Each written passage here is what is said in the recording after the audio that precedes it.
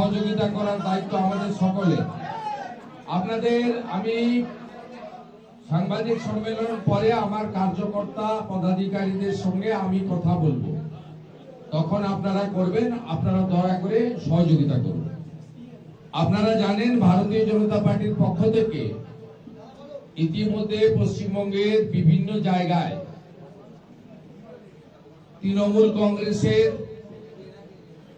নির্বাচিত বিধায়ক বৃন্দ যারা একবার বা একাধিকবার আছেন বা সামগ্রিকভাবে তৃণমূল কংগ্রেস, তারা 2011, 16, 21 বিধানসভা নির্বাচনে যে প্রতিশ্রুতি দিয়ে নির্বাচনী বৈতরণী পার হয়েছিল বা তাদের এলাকার জনপ্রতিনিধিদের দুর্নীতি, স্বেচ্ছাচারিতা, তোষণ এবং মানুষের উপর অত্যাচার, সিন্ডিকেট, কাটমানি, তোলাবাজি, চাকরি বিক্রি সব মিলিয়ে আমরা প্রত্যেকটি বিধানসভা কেন্দ্রে দলের পক্ষ থেকে যেখানে তৃণমূল কংগ্রেসের বিধায়ক রয়েছেন আমরা চার্জশিট ইতিমধ্যে প্রকাশ করেছি।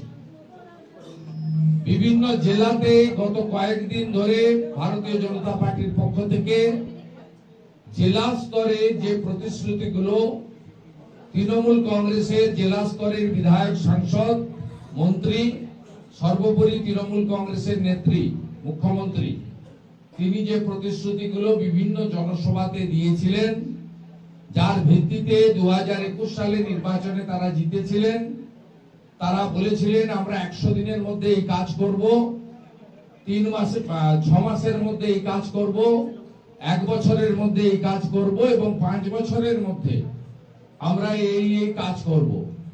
সেই কাজ করার ক্ষেত্রে শিক্ষা ব্যবস্থা, স্বাস্থ্য ব্যবস্থা, সেতু, রাস্তা নির্মাণ, কৃষকদের জন্য, বেকারদের জন্য, মৎস্যজীবীদের জন্য, নারীদের জন্য এবং বিশেষ করে সামগ্রিকভাবে এলাকার উন্নয়নের জন্য পরিকাঠামোগত উন্নয়ন সহ পরিষেবাগত কি কি তারা করার কথা বলেছিলেন এবং কিভাবে প্রতিশ্রুতি ভঙ্গ করেছেন, জেলা ভিত্তিক ভারতীয় জনতা পার্টির পক্ষ থেকে চার্জশিট প্রকাশ করা হচ্ছে।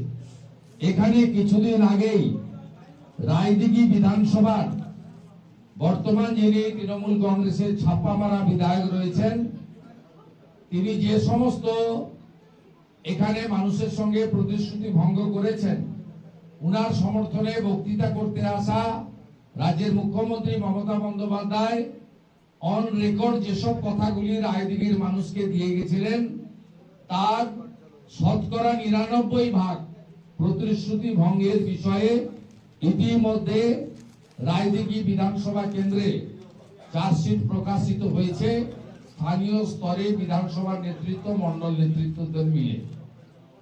আজকে আমি জেলা স্তরে চার্জশিট এখানে প্রকাশ করব। আমাকে দলের পক্ষ থেকে বারুইপুর পার্টি অফিসে করার জন্য বলা হয়েছিল। আমি দলকে বললাম যে না, আমি এখানে কালী পুজোতে এসেছিলাম, পাথর প্রতিমাতে এবং মন্দির বাজারে, সেখানে আমাকে 8 জায়গায় আক্রমণ করা হয়েছিল। এখানে মা কালীকে প্রিজন ভ্যানে তোলা হয়েছিল কাকদ্বীপের সূর্যনগরে এবং এখানে আপনারা জানেন মন্দির বাজারে জগদ্ধাত্রী মাকে, সেই মূর্তিকে ভাঙা হয় এবং এখানেই কুলপিতে বজরংবলীর মূর্তি এবং তার মাথা এই দুষ্কৃতকারীরা, জিহাদিরা তারা মুন্ডচ্ছেদ করে। এই 3টে ঘটনার ক্ষেত্রে সরাসরি হিন্দুদের ভাবাবেগ, আস্থা, তাদের দেবদেবী, তাদের মন্দির, তাদের উৎসবে আঘাত লাগানো হয়, কিন্তু কোনো বিচার এখনো কেউ পায়নি। তাই আমি দলকে বলেছিলাম যে আমি রায়দিঘিতে যাব। ভারতীয় জনতা পার্টির যে জেলা কার্যালয় রয়েছে মথুরাপুর সাংগঠনিক জেলা, সেখানে আমি দক্ষিণ 24 পরগনা জেলার চার্জশিট প্রকাশ করব। কারণ আমি মনে করি দক্ষিণ 24 পরগনা মানে শুধু বড় বড় অট্টালিকা নয়, দক্ষিণ 24 পরগনা মানে অপরূপ সুন্দর সুন্দরবন, সাগর কপিল মুনির আশ্রম। দক্ষিণ 24 পরগনা মানে এখানকার গ্রামীণ মানুষ, গ্রামীণ অর্থনীতি, ধান এবং পান সাথে মাছ চাষ। দক্ষিণ 24 পরগনা মানে একদিকে কৃষক, অন্যদিকে মৎস্যজীবী। দক্ষিণ 24 পরগনা মানে এখানকার বাড়িতে বাড়িতে শিক্ষিত যুবক যুবতী। তাই দক্ষিণ 24 পরগনার এই প্রান্তে আমরা আজকে চার্জশিট প্রকাশের অনুষ্ঠানে উপবিষ্ট হয়েছি। আমাদের প্রবাসী কার্যকর্তা আছেন, তাকে আমি ধন্যবাদ জানাবো। আমাদের অনুপম ভাই এসেছেন, রাজ্য কমিটির সদস্য, তাকে ধন্যবাদ জানাবো। আমার ডান দিকে মথুরাপুর সাংগঠনিক জেলার সভাপতি ভাই নবেন্দু নস্কর রয়েছেন এবং বাম দিকে আরেক তরুণ সভাপতি আমাদের উৎপল নস্কর ভাই রয়েছেন, এবং এই চার্জশিটের দায়িত্বে জেলায় যিনি ছিলেন আমাদের মিলন ভাই এখানে রয়েছে, নির্মল ভাই এখানে রয়েছে।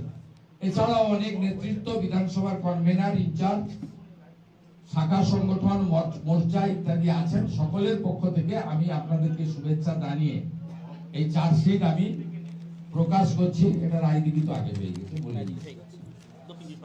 দক্ষিণ 24 পরগনার এই চার্জশিট আমি প্রকাশ করছি। এই সম্পর্কে কয়েকটি বিন্দু আমি পরে আপনাদেরকে জানাচ্ছি।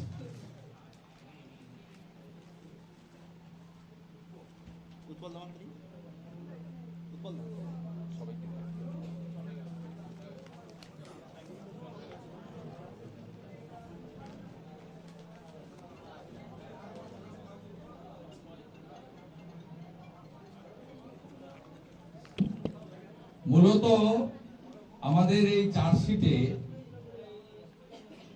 আমাদের যে সমস্ত বিষয়গুলি রাজ্য স্তরে আমাদের দুর্নীতি হয়েছে, যার প্রভাব এই জেলাতেও পড়েছে, নারী নির্যাতন থেকে শুরু করে, তোষণের রাজনীতি থেকে শুরু করে, অনুপ্রবেশ থেকে শুরু করে, সাদা খাতা, জাল ও এমআরএ চাকরি থেকে শুরু করে, এবং আয়ুষ্মান ভারত চালু না করা থেকে শুরু করে নানা ধরনের যে সমস্যাগুলোর মধ্য দিয়ে পশ্চিমবঙ্গ আজকে যাচ্ছে, এই অপদার্থ, পরিবারবাদী, তোষণবাদী, আপাতমস্তক দুর্নীতিগ্রস্ত এবং সীমাহীন তোষণের রাজনীতি যারা করেন, সে স্বেচ্ছাচারী সরকার, তার চার্জশিট রাজ্য স্তরের সাথে সাথে আমরা এই জেলাতেও কিভাবে মানুষ এতে এফেক্টেড হয়েছে, মানুষ বঞ্চিত হয়েছে, সেটা আমরা এর মধ্য দিয়ে তুলে ধরেছি। প্রত্যেককে একটা করে ডিস্ট্রিবিউট করে দেন সাংবাদিকদের। আমি আপনাদের কাছ থেকে প্রশ্ন নেওয়ার আগে এসআইআর সংক্রান্ত দুটি গুরুত্বপূর্ণ তথ্য আপনাদের মাধ্যমে যারা মহামান্য সুপ্রিম কোর্টের নির্দেশে এবারে 28 তারিখের ভোটার তালিকার পরে যে সমস্ত সন্দেহজনক ভোটার থেকে যাচ্ছে, তাদের ডকুমেন্টেশন ঝাড়াই বাছাই যাচাইয়ের কাজ করবেন, অর্থাৎ জুডিশিয়ারি, যার নেতৃত্ব দেবেন কলকাতা হাইকোর্টের সম্মানীয় প্রধান বিচারপতি মহোদয়। আপনাদের মাধ্যমে এই এসআইআর প্রক্রিয়ার নজিরবিহীন যে রায় সুপ্রিম কোর্ট দিয়েছে, ব্যতিক্রমী রায়, সেই ভিত্তিতে আমি দুটো তথ্য আপনাদের কাছে দিচ্ছি। যেভাবে বিভিন্ন সাংবিধানিক বডিকে একদিকে ভয় দেখানো হয়, অন্যদিকে ম্যানেজ করার চেষ্টা করা হয়। প্রথমে ম্যানেজের চেষ্টা হয় যখন ইলেকশনে অবজারভাররা আসেন, পুলিশ অবজারভার হতে পারেন, সিভিল অবজারভার হতে পারেন, জেনারেল অবজারভার হতে পারেন, অথবা অ্যাকাউন্টসের অবজারভার হতে পারেন। তাদেরকে যেমন প্রথমে ম্যানেজ করার চেষ্টা করা হয়, পরে তাদেরকে ভয় দেখানো হয় এবং প্রয়োজন হলে ব্যক্তিগতভাবে আক্রমণ করা হয়। এই রাজ্যে তৃণমূল কংগ্রেস একইভাবে কলকাতা হাইকোর্টে দুর্নীতির বিরুদ্ধে, স্বেচ্ছাচারিতার বিরুদ্ধে, সংবিধানকে বাঁচানোর ক্ষেত্রে যে বিচারপতিরা তাদের মেরুদণ্ড সোজা রেখে তারা লফুল বিভিন্ন জাজমেন্ট বা অর্ডার দিয়েছিলেন, তাদেরকে কিভাবে আক্রমণ করা হয়েছে আপনারা জানেন। স্বাধীনতার পরে একমাত্র মুখ্যমন্ত্রী তথা রাজনৈতিক নেত্রী মমতা বন্দ্যোপাধ্যায় নন্দীগ্রাম বিধানসভার নির্বাচন সংক্রান্ত মামলা নিয়ে কলকাতা হাইকোর্টের মহামান্য বিচারপতি কৌশিক চন্দ্রকে ব্যক্তিগত আক্রমণ করার জন্য তিনি মামলা ছেড়ে দেন এবং 5 লক্ষ টাকা ফাইন করেন মমতা বন্দ্যোপাধ্যায়কে। যে টাকা ব্যক্তিগতভাবে মমতা বন্দ্যোপাধ্যায়কে কলকাতা হাইকোর্টের বারকে দিতে হয়েছে, এটা আপনারা জানেন। পরবর্তী সময়ে প্রাক্তন বিচারপতি অভিজিৎ গাঙ্গুলির এজলাসে তালা লাগানো, রিটায়ার্ড জাস্টিস বিশ্বজিৎ বসুর এজলাসে অচলাবস্থা সৃষ্টি করা এবং মাননীয় বিচারপতি রাজাশেখর মান্তা মহোদয়ের বাড়িতে কেন্দ্রের স্বরাষ্ট্রমন্ত্রী অমিত শাহ জি এবং আমার ছবি লাগিয়ে তাকে আক্রমণ করা আপনারা দেখেছেন। সাথে সাথে মহামান্য বিচারপতি অমৃতা সিনহা মহোদয় তার বাড়ির লোককে, অর্থাৎ তার যিনি স্বামী রয়েছেন, পরিবারের কর্তা রয়েছেন, তার বিরুদ্ধে কলকাতা পুলিশকেও লেলিয়ে দেওয়ার ঘটনা আপনারা দেখেছেন।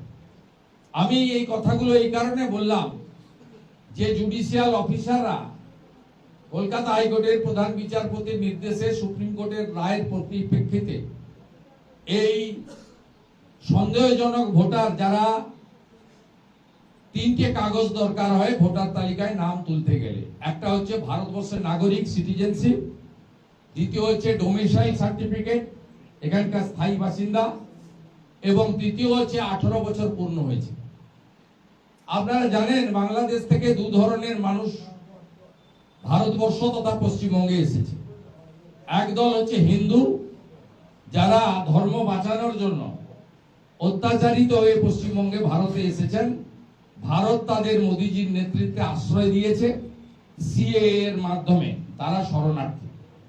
আর একদল 550 কিলোমিটার মেড়া না থাকার জন্য এবং গোসাবা সহ বিস্তীর্ণ জলপথে বর্ডার সিকিউরিটি ফোর্স সব জায়গায় সম্ভব নয়, পুলিশের সহযোগিতায়, তৃণমূলের সহযোগিতায় বাংলাদেশ থেকে যে মুসলিমরা এসেছেন তারা অনুপ্রবেশকারী, এবং বার্মা থেকে কক্সবাজার হয়ে যে রোহিঙ্গারা ঢুকেছেন তারা হলো অনুপ্রবেশকারী। এই অনুপ্রবেশকারীরা কেউ ভারতীয় নয়, তাদের সিটিজেনশিপও নেই, ডোমিসাইলও নেই। আমরা বরাবরই বলে এসেছি তাদের নাম ভোটার তালিকায় তোলা যাবে না। অর্থাৎ তারা যথোপযুক্ত কাগজ থাকলে দেখাবেন। বিচার বিভাগকে যুক্ত করা হয়েছে, 12টি রাজ্যে এসআইআর হয়েছে, কেন্দ্রশাসিত অঞ্চল সহ 11টা জায়গায় এই ধরনের সিদ্ধান্ত হয়নি, পশ্চিমবঙ্গে একটি ব্যতিক্রমী সিদ্ধান্ত হয়েছে। আমি যে কারণে এই কথাগুলো বললাম, আমি দুটো তথ্য আপনাদের সামনে দিচ্ছি, দুটো তথ্য, এবং এটা অত্যন্ত গুরুত্বপূর্ণ তথ্য যার উপরে আমাদের ব্যবস্থা জুডিশিয়ারিকে এবং ইলেকশন কমিশনকে নিতে হবে। ইলেকশন সেল পূর্ব মেদিনীপুর তারা গতকাল 1:10 PM দুপুরবেলা, তারা না 1:10 নয়, সন্ধ্যেবেলা 8:55 PM এডিএম এলআর তিনি ওই গ্রুপে লিখছেন, at the rate of all videos please appoint one LO, that means liaison officer, to be attached with honorable judicial officers. We will have a briefing at 10:30 AM tomorrow, মানে আজকে, send all of them to DM office physically. তার মানে mobile বাইরে phone রেখে তাদেরকে বলা হবে কি কি করতে হবে, যেটা মমতা ব্যানার্জি শিখিয়ে দিয়েছেন চিফ সেক্রেটারি নন্দিনী চক্রবর্তীকে। নন্দিনী চক্রবর্তী ডিএমদের শিখিয়ে দিয়েছেন, আর ডিএমরা তাদের এডিএমদের দিয়ে এই অপকর্মটা করবেন। আমি পরিষ্কার মাননীয় জুডিশিয়াল আধিকারিক এবং কলকাতা হাইকোর্টের প্রধান বিচারপতিকে, রাজ্যের বিরোধী দলনেতা যিনি 2,33,27,000 মানুষকে প্রতিনিধিত্ব করেন, আমি অনুরোধ করব যে কোনো লিয়াজো অফিসারকে আপনি অ্যালাউ করতে পারেন না বা করবেন না, কারণ সুপ্রিম কোর্ট পরিষ্কার বলেছে যে 28/2 এর পরে যে সাপ্লিমেন্ট লিস্টের জন্য যে ভোটার রয়ে যাবে সে সংখ্যা কি হবে ইলেকশন কমিশন জানে এবং জুডিশিয়ারি জানে। তাদের ঝাড়াই বাছাই হবে ডকুমেন্টের ভিত্তিতে, অর্থাৎ কাগজের ভিত্তিতে, প্রমাণের ভিত্তিতে, এবং সেক্ষেত্রে জুডিশিয়াল অফিসাররা হচ্ছে চূড়ান্ত সিদ্ধান্ত অ্যাকসেপ্ট অর রিজেক্ট করবেন। তাদেরকে দুজন সহযোগিতা করবেন, একজন ভারত সরকারের যে কর্মচারীরা আধিকারিকরা এসেছেন মাইক্রো অবজারভার তারা থাকবেন, আর আরেকজন থাকবেন রাজ্য সরকারের দেওয়া গ্রুপ সি যারা অফিসার্স তারা। কিন্তু সেখানে লিয়াজোর কথা বলা নেই। এই লিয়াজো আমরা দেখেছি পুলিশ অবজারভার, জেনারেল অবজারভারদের সঙ্গে বিশেষ রাজনৈতিক দলের লোকেদেরকে লিয়াজো করা হয় এবং তারা লিয়াজো অফিসার হিসেবে প্রথমে ম্যানেজ করার চেষ্টা করেন, পরে যদি কথা না শোনেন, ম্যানেজ না হন, বাধা দেওয়ার চেষ্টা করেন। এবং তারা যেহেতু পশ্চিমবঙ্গের আধিকারিক, তাদেরকে বিভিন্নভাবে শাসক দল এবং প্রশাসন থেকে তাদেরকে ভয় দেখানো বা অন্য জিনিস হয়। আমি আপনাদের মাধ্যমে এটা বললাম যে দেখুন, গতকাল রাত্রি 8:55-তে পূর্ব মেদিনীপুরের ইলেকশন সেল থেকে এডিএম এলার কি পোস্ট করেছে, সম্পূর্ণ অবৈধ, সুপ্রিম কোর্টের ডাইরেকশনের পরিপন্থী। আমি এখান থেকে ক্যালকাটা হাইকোর্টের চিফ জাস্টিস এবং সিও ওয়েস্ট বেঙ্গলকে অনুরোধ করব যে এর বিরুদ্ধে ব্যবস্থা নেওয়ার জন্য। আমি এরপরে সোশ্যাল মিডিয়াতেও দেব এবং বিজেপির পক্ষ থেকে আমরা রিটিন কমপ্লেনও সিইসিকে আমরা ইসিআইকে পাঠাবো। এটা 1 নম্বর ইনফরমেশন। দ্বিতীয় নম্বর, আজকে সকালে ঠিক নয়, দুপুরবেলা 12টার সময় ডিএমরা ভিসি করেছেন সব বিডিও এবং এসডিওদের সঙ্গে। সেই ভিসিতে আমরা স্পেসিফিক পেয়েছি, কোচবিহারের ডিএম ভিসি করেছেন, তাতে instruction, please make ADJS additional district judges, ADJS understand there is provision of field inquiry in SIR, so they can do it for genuine electors with partial documents or problematic documents. Bangla করলে কি দাঁড়ায়? অতিরিক্ত জেলা জাজেদের, বিচারপতিদেরকে আপনাদেরকে বলতে হবে, ভিডিওদেরকে বলা হচ্ছে, এটা পশ্চিমবঙ্গের সব ডিএম করেছেন 12টার সময়, সমস্ত তথ্য ডকুমেন্ট আমাদের হাতে। সেখানে বলছেন যে ফিল্ড ইনকোয়ারি দরকার হলে করুন, যাদের কাগজপত্র নেই। এটা করতে পারেন না। সুপ্রিম কোর্টের রায় অর্ডার নম্বর যে 4 নম্বর পরিষ্কার লেখা আছে, আপনাকে আপলোডেড ডকুমেন্টের উপরে তথ্য যা পেয়েছেন তার উপরে আপনাকে শুনানি করতে হবে, হিয়ারিং করতে হবে এবং তথ্য সঠিক কিনা। একজনের ভোটার লিস্টে নাম তুলতে গেলে তার ভারতীয় নাগরিকত্ব আছে কিনা, তার স্থায়ী বাসিন্দার আমাদের ডোমিসাইল সার্টিফিকেট আছে কিনা, এটা তাদেরকে দেখতে হবে। এটা আমার স্বাভাবিক, এদের জেনারেটরও রাখা উচিত, এটা স্বাভাবিক, কারণ লাইভ হচ্ছে তো। আমি যখনই এইগুলো বের করে দিচ্ছি এদের খুব অসুবিধা হয়। এটা আমার এই বিজেপিতে 6 বছরে, আমার বিশেষ করে 5 বছরে অপোজিশন লিডারে আমার অভিজ্ঞতা হয়ে গেছে। আপনাদের প্রশ্ন থাকলে দেন। ঠিক আছে, দেবে একটু চলুন। আমি আমার আর একটা ইস্যু আছে। এসআইআর সংক্রান্ত প্রশ্ন আছে কি? বলছি যে এখনো পর্যন্ত যে অবস্থা তাতে কতটা ত্রুটিমুক্ত করা সম্ভব এবং 28 তারিখের মধ্যে বের করা সম্ভব কিনা, যেহেতু আপনি প্রথম দিন থেকে গোটা প্রক্রিয়াটাকে দেখছেন, কি মনে করছেন? 28 তারিখে কাদের নাম বেরোবে এ ব্যাপারে তো সুপ্রিম কোর্ট সিদ্ধান্ত নিয়ে নিয়েছে। সুপ্রিম কোর্ট তো বলে দিয়েছে যেখানে এইআরও ইআরও মাইক্রো অবজারভারদের মধ্যে বিরোধ হয়েছে, যেহেতু 14ই ফেব্রুয়ারি পর্যন্ত ডকুমেন্ট আপলোডের সময় ছিল, তাতে তাতে আপনাদের যেখানে বিরোধ হয়েছে ওই কেসগুলো সাপ্লিমেন্টারি ভোটার লিস্টে বেরোবে এবং সেটা জুডিশিয়াল অফিসাররা সিদ্ধান্ত নেবে। যেহেতু দুটো সাংবিধানিক বডির মধ্যে লড়াই হয়েছে, বিতর্ক হয়েছে, একটা রাজ্য সরকার, এটা একটি সাংবিধানিক প্রতিষ্ঠান সংস্থা, আরেকটা ইলেকশন কমিশন অফ ইন্ডিয়া, ওটাও কনস্টিটিউশনাল বডি। তাই সুপ্রিম কোর্ট হস্তক্ষেপ করেছে যাতে সঠিকভাবে হয়। সেক্ষেত্রে 28/2/2026 ভোটার তালিকায় তাদেরই নাম থাকবে, যেটা সুপ্রিম কোর্ট বলে দিয়েছে, যেটা বিতর্কের বাইরে।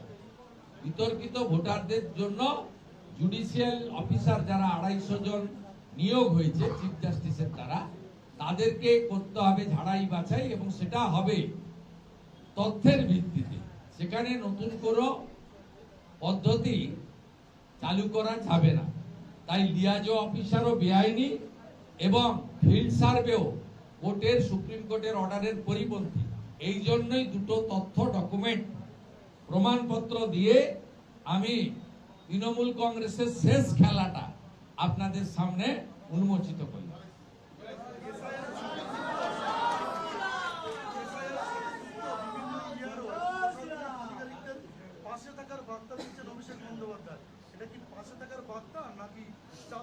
আমি উনার কথার উত্তর দেব না, কারণ উনি সরকারের কেউ নন, উনি একজন সাংসদ। অতএব উনি উনার রাজনৈতিক বক্তব্য বলছেন, কারণ ওরা ইলেকশন কমিশনকে বিজেপি করে দিয়েছে।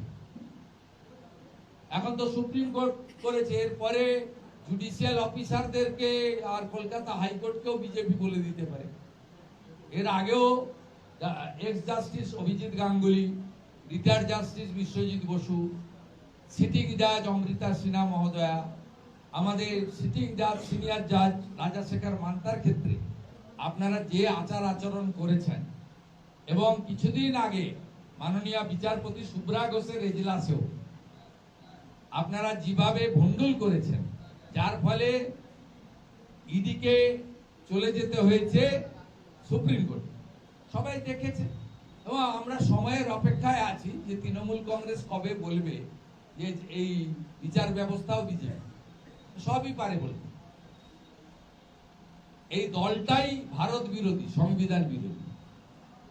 এই দলটাই অ্যান্টি ন্যাশনাল, শুধু অ্যান্টি হিন্দু নন, অ্যান্টি মহিলা নন, নারী বিদ্বেষী নন। এই দলটা ভারত বিরোধী হবে।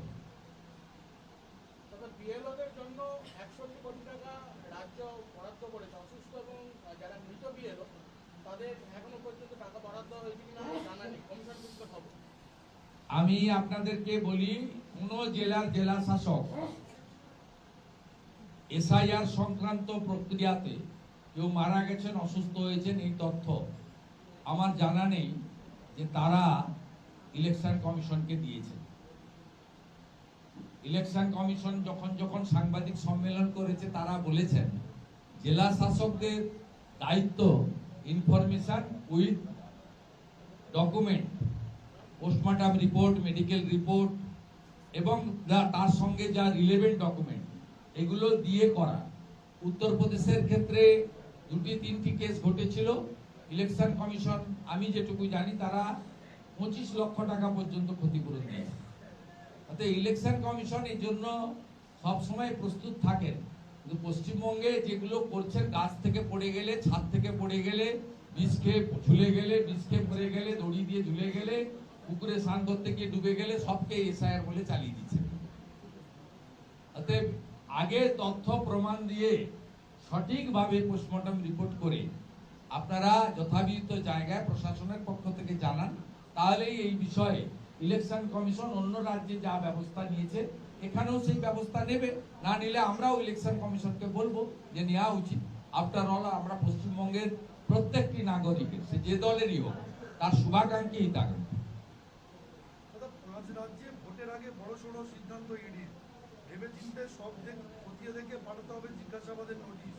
ইডি তরফের নোটিশ দিলে কোর্টে একের পর এক ধাক্কার প্রেক্ষিতে কি কেন্দ্রীয় সংস্থার এই সিদ্ধান্ত? আপনি কোত্থেকে বলছেন? এটা আপনাকে কে বলেছে? সূত্রের কথায় উত্তর দিন। আপনি কোন একটা সূত্র বলেছে, যে সূত্রকে জিজ্ঞেস করুন কোত্থেকে পেলেন সূত্রটা কি। ইডি তো প্রত্যেক সপ্তাহে যেখানে যেখানে দরকার তল্লাশি, গ্রেপ্তার, নোটিশ সবই করছে। এবং আমি তো জানি আইপ্যাকের যে চিফ ফাইন্যান্সিয়াল অফিসার সিএফও কে আজকে দিল্লিতে ডেকেছে, গেছেন কিনা আমি জানি না, খোঁজ দিয়ে বলতে পারি। পশ্চিমবঙ্গবাসীকে বাংলায় চিঠি প্রধানমন্ত্রী ভোটের আগে, কার্যত বাংলার বারবার ঘরে ঘরে বিজেপি কর্মীরা পৌঁছে দিচ্ছে। প্রধানমন্ত্রী বারে বারে বলেছেন দুটো কথা, যে বিকশিত ভারত তখনই সম্পূর্ণ হবে 2047-এ, যখন বিকশিত বাংলা হবে। পশ্চিমবঙ্গকে বাদ দিয়ে বিকশিত ভারত হতে পারে না। এটা প্রধানমন্ত্রী যে 6টি পরিবর্তন সংকল্প যাত্রা এখানে করেছেন, সরকারি কর্মসূচি করেছেন, তাতে পরিষ্কারভাবে বলেছেন। 1 নম্বর।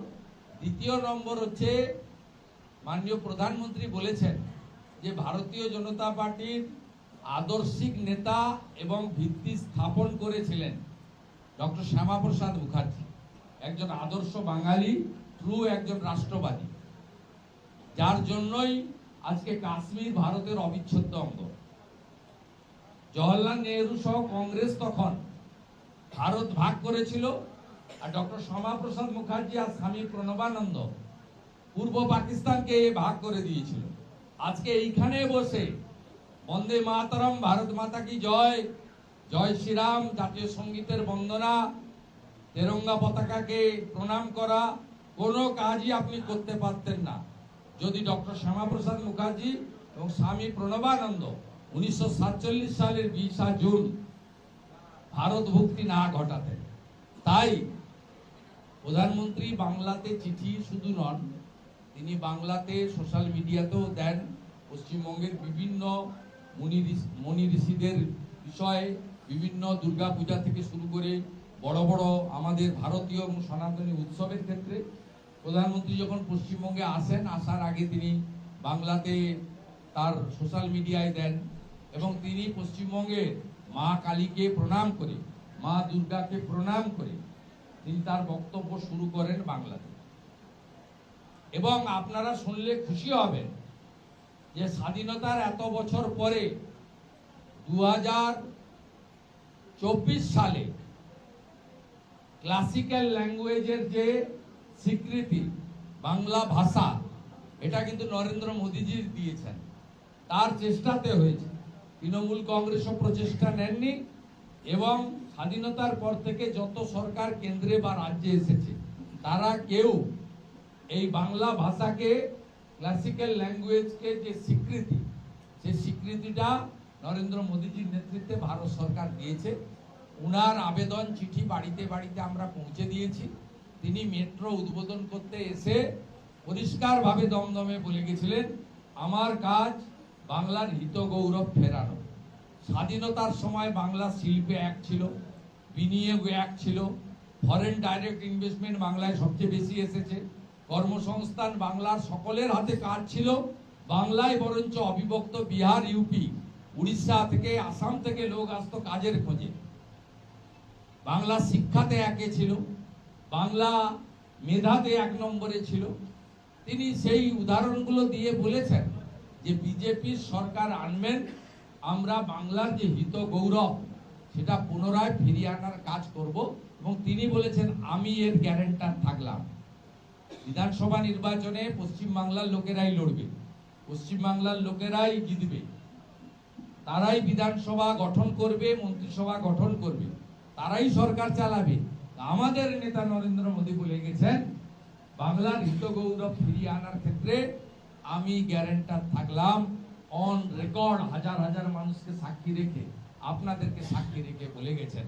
তাই মানুষ গোটা বিশ্ব যে নেতার প্রতি আস্থা রেখেছে, সেই নেতার প্রতি পশ্চিমবঙ্গের গণদেবতা জনতা জনার্দন ভোটার ভদ্রমণ্ডলীয় আস্থা রাখবেন। আমরা 40% ভোট ইতিমধ্যে পেয়েছি, 2,30,00,000 ভোট আমাদের হাতে আছে। মানুষ আমাদের 19, 21, 24 তিনটে ভোটেই ভোট দিয়েছে। এবারে আমাদের আর বাড়তি 5% ভোট এবং 25 থেকে 30 লাখ এক্সট্রা ভোট আমাদেরকে মানুষ যদি দেন, আর চুরি জোচ্চুরি সন্ত্রাস এই অত্যাচার ভোটে রিগিং গণনায় কারচুপি এটা যদি ইলেকশন কমিশন রুখে দিতে পারেন, তাহলে পশ্চিমবাংলায় পরিবর্তন তো হবেই। একদম বিহারের মতো অত্যন্ত ভালো মেজরিটি নিয়ে মোদিজির নেতৃত্বে একটি রাষ্ট্রবাদী সরকার স্থাপন।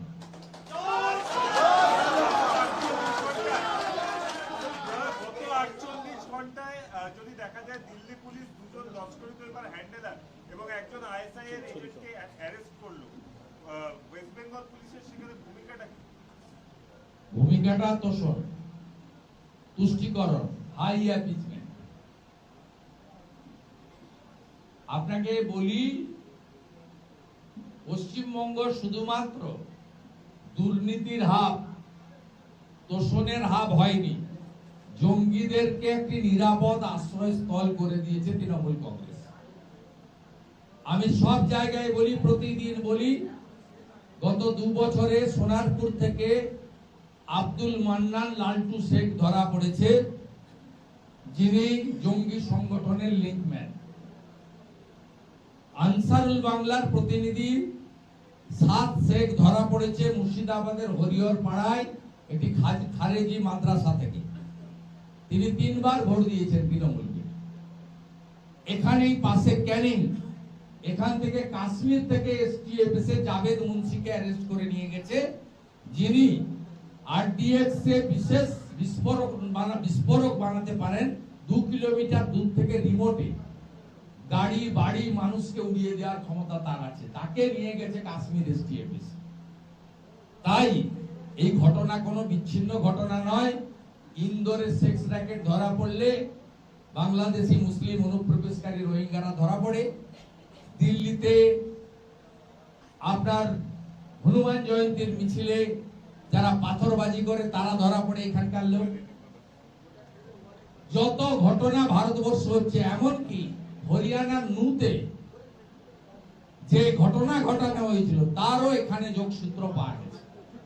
গোটা ভারতবর্ষে কাশ্মীর থেকে কন্যাকুমারী, কোচবিহার থেকে কাকদ্বীপ, দার্জিলিং থেকে দীঘা, এমন কোন ইনসিডেন্ট পাবেন না যেখানে পশ্চিমবঙ্গের এই জঙ্গি জিহাদিদের লিঙ্ক নেই। এদের সকলের পরিচয়, এরা তৃণমূল কংগ্রেসের আশ্রয়ে আছে, আর তৃণমূল কংগ্রেসের আশ্রয় থাকলে পুলিশ এদের টিকিটিও ছবে না, নিশ্চিন্ত থাকতে পারে। প্রকাশ্য সীমান্তে চোরাচালান চলছে, ভারত বাংলাদেশ সীমান্তে চোরাচালানের ভিডিও ভাইরাল হয়েছে। বিএসএফের নজরদারি সত্ত্বেও অনুপ্রবেশ, তাদের মন্তব্য চলছে এই চোরাচালান। 550 কিলোমিটার তো জমি দেয়নি। গোসাবা তো 13টা দ্বীপ, একটা দ্বীপে বিএসএফ আছে। আপনি ফিশারম্যান সেজে এই ডিঙ্গি নৌকাতে যদি সুন্দরবন থেকে কোনো বাংলাদেশ থেকে জঙ্গি বা কোনো চোরাচালানকারী এখানে ছোট নৌকা নিয়ে এসে উঠে পড়ে, অসংখ্য বৈধ এবং অবৈধ ঘাট রয়েছে, আপনি তাকে আটকাবেন কি করে? এই কাজটা তো কোস্টাল পুলিশ স্টেশনে, এই কাজটা তো লোকাল পুলিশের। এই জন্যই তো রাজ্যে 4000 ভিলেজ পুলিশ, যাদেরকে ইনফরমেশন দেওয়ার কথা বলা হয়। কিন্তু এখানে টাকার বিনিময়ে আর ভোট ব্যাংকের কথা মাথায় রেখে এদেরকে লালিত পালিত করা হচ্ছে। তাই বাঁচতে চাই বিজেপি, তাই পাল্টানো দরকার, চাই বিজেপি সরকার। এছাড়া কোনো রাস্তা নেই, রাস্তা কোনো বিকল্প রাস্তা নেই। এখানে ভারতীয় জনতা পার্টির সরকার করবেন। অমিত শাহজি বলে গেছে ব্যারাকপুরে কার্যকর্তা সমাবেশে যে 45 দিনের মধ্যে সীমান্তে আমরা কাঁটা তার দিয়ে সিল করে দেওয়ার কাজ করব। তিনি তিনটে কথা বলেছেন পাটনাতে বসে সাংবাদিকদেরকে টক শোতে। প্রথম বলেছেন ডিটেক্ট, এই অবৈধ বাংলাদেশি জঙ্গি অনুপ্রবেশকারী, প্রথমে ডিটেক্ট, তারপরে ডিলিট, তারপরে বিজেপি সরকার এলে রিপোর্ট। গুজরাট যদি পরিষ্কার করতে পারে, দিল্লিতে বিজেপি এসে যদি পরিষ্কার করতে পারে, হরিয়ানা বিজেপি সরকার যদি পরিষ্কার করতে পারে, উত্তরপ্রদেশ সরকার যদি পরিষ্কার করতে পারে, মহারাষ্ট্রে দেবেন্দ্র ফাডনবিস সরকার যদি পরিষ্কার করতে পারে, এমনকি দেশের স্বার্থের কথা ভেবে অবিজেপি এনডিএ সরকারও বিভিন্ন জায়গায় সহযোগিতা করেছে, কেবলমাত্র পশ্চিমবঙ্গে এই সরকার কেন্দ্রের সঙ্গে যুদ্ধ লাগানো এবং জাতীয়তাবাদ রাষ্ট্রবাদ দেশকে দুর্বল করার কাজ করেছে। তার ফলে আমরা এই সমস্যার মধ্যে দিয়ে আছি। মানুষ যদি চায় আর মাত্র 2 মাস, এপ্রিলের 30 তারিখের মধ্যে পরিবর্তন হবে। আপনারা বেশি করে ভোট দিন, জোট বাঁধুন, বিশেষ করে রাষ্ট্রবাদী সনাতনীরা আপনারা ভোট দিন। মুখ্যমন্ত্রী মমতা ব্যানার্জি বলেন ধর্ম যার যার, উৎসব সবার। বিরোধী দলনেতা বলেন ধর্ম যার যার, রক্ষা করার দায়িত্ব তার তার। এটা বাঁচার লড়াই, বাঁচার লড়াই। এই লড়াই জিততে হবে। আমার কথা শেষ, আমি একটি স্থানীয় ইস্যু বলে শেষ করি। একটা সেটা হচ্ছে কলকাতা হাইকোর্ট আজকে একটা রায় দিয়েছে, মানে একটা উৎসাহ প্রকাশ করেছে অমৃতা সিনহার বেঞ্চ, যে পূর্ব কলকাতায় জলাভূমি কিছুতেই উদ্ধার করা যাচ্ছে না। 550টা 500টার উপরে বাড়ি বেআইনি নির্মাণ ভাঙা হচ্ছে না। তাহলে সব মিলে বলেছে আপনারা যদি না পারেন তাহলে আধা সাময়িক বাহিনীকে নামান এই জলাভূমি উদ্ধারের জন্য। এই একটা। আর মুকুল রায় আজকে প্রয়াত হয়েছেন, তার দেহে মারা আছে। কেউ কেউ প্রশ্ন তুলেছেন যে আপনি পুরী পাঠিয়েছেন, জাননি কেন? আর শতরূপ ঘোষ প্রশ্ন করেছে যে উনি একমাত্র সৎলোক ছিল, কারণ উনি বলেছিলেন যাহাই তৃণমূল তাহাই বিজেপি। দেখুন, প্রথমত অমৃতা সিনহা মহোদয়ার যে জাজমেন্ট বা যে মন্তব্য, এটা নিয়ে আমি বলবো এই সরকার করবে না। এরা আধা সামরিক বাহিনীর বিরুদ্ধে যুদ্ধ ঘোষণা করে। এদের ভাতাজীবী অপর্ণা সেনেরা বিএসএফ কে রেপিস্ট বলে। মুখ্যমন্ত্রী কেন্দ্রীয় আধা সামরিক বাহিনী কেন, আর্মির বিরুদ্ধে প্রশ্ন তুলে। অতএব এরা আধা সামরিক বাহিনী ডাকবে না। আর এই মমতে যেটা ঘটেছে, 52 জন, 27 জন এখনো নিখোঁজ, 25 জন মারা গেছে। এই মোমোর মালিক মুখ্যমন্ত্রীর সঙ্গে বিদেশে যান, তিনি গ্রেপ্তার হননি। ক্ষতিপূরণ দেওয়া হয়েছে অভিযুক্তর কাছ থেকে টাকা নিয়ে। মুখ্যমন্ত্রী তাদের যেতে যাননি, কারণ তারা সবাই হিন্দু। মুখ্যমন্ত্রী বাড়ি থেকে 10 কিলোমিটার দূরে আনন্দপুরে ঘটেছে এবং এটা লুটপাট করে খাচ্ছে। বিজেপি কে না আনলে ওয়েটল্যান্ড কখনোই উদ্ধার হবে না। আর এই যে জাজমেন্ট, এটা গ্রাউন্ড রিয়েলিটির উপরে উনি বলেছেন মাননীয় বিচারপতি, কিন্তু কার্যকর তখনই হবে যখন এখানে বিজেপি সরকার আসবে, নইলে কখনোই সম্ভব নয়। ডিএর অর্ডার হয়েছে, কার্যকর করেনি মুখ্যমন্ত্রী, সুপ্রিম কোর্টকে মানেন না। 31 মার্চের মধ্যে বর্ডারে জমি দিতে অর্ডার হয়েছে, এখনো পর্যন্ত জমি দেওয়ার প্রসেস হয়নি। এমনকি বাজেট অধিবেশনে আপনারা যারা অ্যাসেম্বলিতে ছিলেন দেখেছেন, মুখ্যমন্ত্রী বলেছেন আমি জমি দেব না। অতএব হাইকোর্ট কি বললো, কি অর্ডার করলো, এরা কোনোটাই মানে না, সংবিধানকে মানে না। আর দ্বিতীয় কথা, মাননীয় মুকুল রায় মহোদয়কে নিয়ে মাননীয় প্রধানমন্ত্রী নিজে সোশ্যাল মিডিয়াতে দিয়েছেন। আর সবাই সব জায়গায় পৌঁছাতে পারে না। প্রি অকুপাইড, প্রি কমিটমেন্ট কিছু কর্মসূচি থাকে। আপনারা মনে হয় জানেন না, ভারতীয় জনতা পার্টির পক্ষ থেকে পশ্চিমবঙ্গ বিধানসভায় শ্রীমতী মালতী রাভা রায়, শ্রীমতী শিখা চ্যাটার্জি, শ্রী নরহরি মাহাতো, শ্রী অশোক দিন্দা, শ্রী পবন সিং, এতগুলো বিধায়ক এবং আমার যিনি প্রাইভেট সেক্রেটারি মিস্টার প্রদীপ চ্যাটার্জি, আমার নামে লিখিত মালা সেখানে দিয়েছেন। রাত্রি 2:30টার সময় প্রথম মুকুলবাবুর যিনি প্রাক্তন সহায়ক ছিলেন স্বপন, তিনি আমাকে মেসেজ করেন। আমি তখনই রেসপন্স করে স্যাড নিউজ বলে লিখি।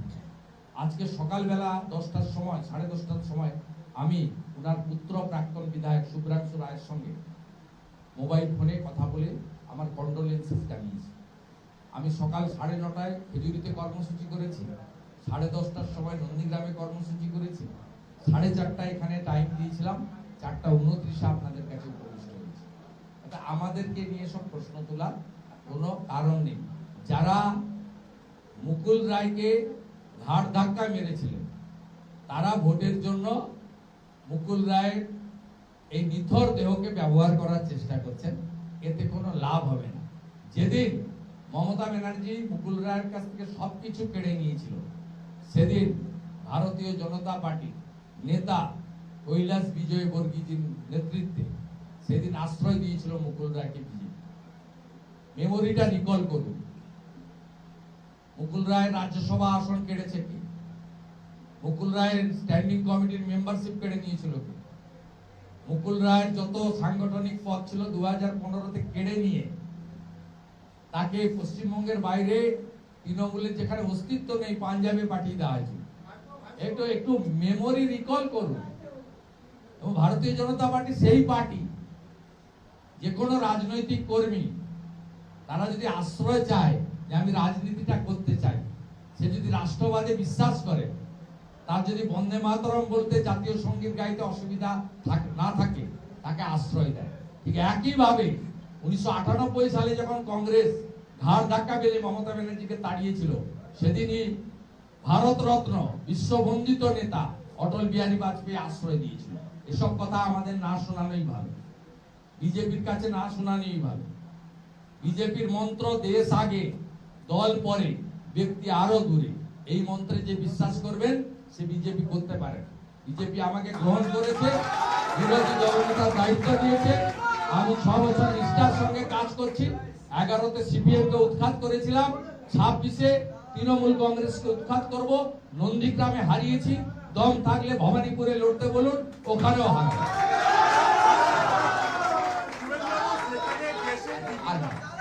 অনেক যেখানে দেশের বিভিন্ন হাইওয়েতে এয়ারফোর্সের বিমান নামছে, এখানে সিভিক ভলান্টিয়াররা ব্যারিকেড লাগিয়ে তোলা তুলতে ব্যস্ত। আপনিও টুইট করেছেন, মানে তোলা না কি ধরনের মারছে দেখুন, গাড়ির ড্রাইভার খালাসিদেরকে পেটাচ্ছে দেখুন, ক্যাঙ্গারু কোর্ট রাস্তায় রাস্তায়।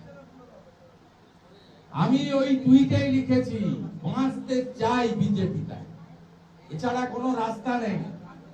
একটাই সমাধান, মমতাকে প্রাক্তন মুখ্যমন্ত্রী করতে হবে। যত গোলমালের মূলে এই মুখ্যমন্ত্রী, একে যদি প্রাক্তন আপনি না করতে পারেন, পশ্চিম বাংলার মুক্তি নেই, মুক্তি নেই, মুক্তি নেই।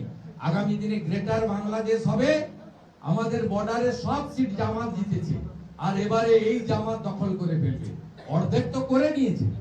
এই দক্ষিণ 24 পরগনায় পুরনো যারা বাসিন্দা, সর্দার প্রামাণিক, আপনি খোঁজ নিয়ে দেখুন, পুরোকাই এই 24 পরগনা আজকে পুরো ডেমোগ্রাফি চেঞ্জ হয়ে গেছে। কামালগাজী থেকে ক্যানিং হয়ে গোসাবার ঘাট, ওদিকে আপনার লেদার কমপ্লেক্স হয়ে ঘটকপুকুর হয়ে বাসন্তী এক্সপ্রেস হয়ে, আপনি দেখে আসুন, গেলে মনে হবে যে এটা ভারতে আছি না পাকিস্তানে আছি। গেলেই চোখের সামনে দেখতে পাবেন কিভাবে জায়গাগুলোকে সম্পূর্ণ জনবিন্যাস বদলে দিয়ে সব বদলে দিয়েছে। তাই একমাত্র সলিউশন সামনে, গণতন্ত্রের মহোৎসবে, গণতন্ত্র রক্ষা করার লড়াইতে এদেরকে উপরে ফেলতে হবে। বাঁচতে চাই বিজেপি, তাই আমি একটা লোকাল ইস্যু বলে শেষ করব। এত 200% কাজ, ভর্তি কাজ করার পরেও মথুরাপুরের সাংসদ বাপি হালদার গতকাল রায়দিঘি বিধানসভায় 51টি ক্লাবকে 10,000 করে টাকা আর ফুটবল দিয়েছে। আমরা এই ছবিটা দেখাচ্ছি, আমি শুধু জানতে চাইছি টাকার উৎস কি। উনি বলেছেন এনজিও দিয়েছে, এনজিওর নাম জানতে চাই, আমি রেজিস্ট্রেশন নাম্বার জানতে চাই। 3 দিনের মধ্যে যদি পাবলিকলি না জানান সোশ্যাল মিডিয়া বা মিডিয়াতে, তাহলে ইনকাম ট্যাক্সকে আমি চিঠি লিখব, এই টাকার উৎস খোঁজ করা হোক। আমি ইনকাম ট্যাক্সে চিঠি লিখব, যদি এই টাকা লফুল ডিস্ট্রিবিউশন হয় টাকা যা আছে বদরক্ত নিয়ে নেন, যত দিচ্ছে নিয়ে নেন, আমার আপত্তি নেই। টাকার উৎস বলতে হবে, বাপি বাবু আপনাকে আমি